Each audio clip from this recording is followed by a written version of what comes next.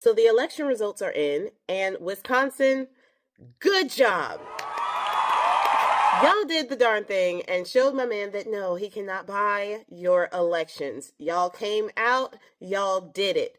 Good freaking job, Wisconsin. Florida, I would like to say that I am surprised at how close the elections were. We did not flip those seats, but those seats were in incredibly red districts that Trump had won by 30 points in the last election just a few months ago, right? It was only 5 months ago. Yeah, I know that he won the election by 30 points in those districts. So those were heavily Trump supporting districts. So yes, even though they didn't win, the fact that Josh Wheel got within 10 points of victory and Velamont got within 17 points of victory in a district that was very heavily red, good job to you. But I feel like this is a lesson. Usually, the Democrats don't really pay too much attention to these districts. They don't campaign in these districts heavily because they think that these districts are unwinnable. People don't donate to the Democrats. They don't knock doors for the Democrats. They don't phone bank for the Democrats. And we definitely do not see a ground game for the Democrats in these districts. We don't see it. And because of that, these voters only get one side of the story. These voters are able to be in their echo chamber and are able to be validated by each other and the lies they are fed. The politicians in these red districts, the Republicans in these red districts, do not campaign because they feel like they don't have to. They feel like the voters are just going to vote for them because that's what they've already done. But we know that a ground game, somebody speaking truth to power, somebody giving them an alternative to what they have, works. The effort to get out that vote did not last long enough. I didn't see until about March a huge push in those districts. AOC and Bernie Sanders did not go there to campaign in those districts. Big name Democrats did not go to campaign in those districts, but you know where they did go? Wisconsin. They went to Wisconsin to campaign for Susan Crawford, who won her election against the billionaire oligarch who was literally giving out $1 million checks. We know that if we put forth some effort, then we can actually win these seats.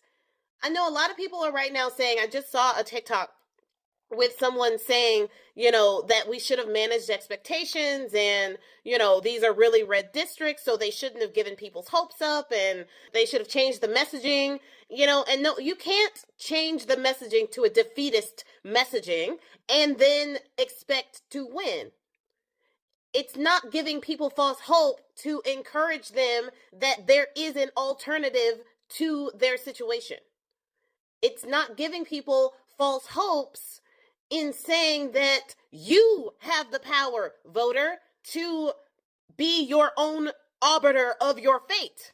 That's not giving people false hope. That's giving them a true alternative to what they have.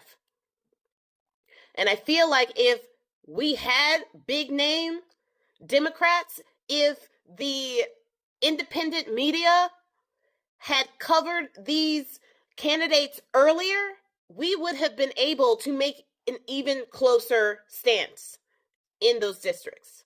Especially now. A lot of people vote for the Republicans despite them being terrible with the national debt, terrible with the economy for decades now, despite them being the one who will take food from the hungry and health care from sick children and veterans and your Social Security, and then lie in your face and say they didn't do that as they are actively doing that. People will vote for them because their messaging, yes, all of their messaging is lies, but they have a messaging strategy. The Democrats do not. They are not good at messaging. They are not good at campaigning. They are not good at standing up for each other and being there for each other. I did a video about Donald Trump stepping in to help Josh Wheel's opponent. The president of the United freaking States stepped in to help Josh Wheel's opponent. And we couldn't have a Bernie Sanders go up in there and rally the votes in there? We couldn't do that? All I'm saying is this.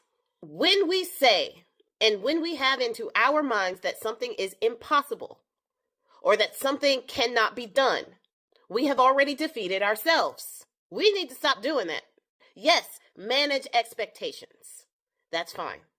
But try.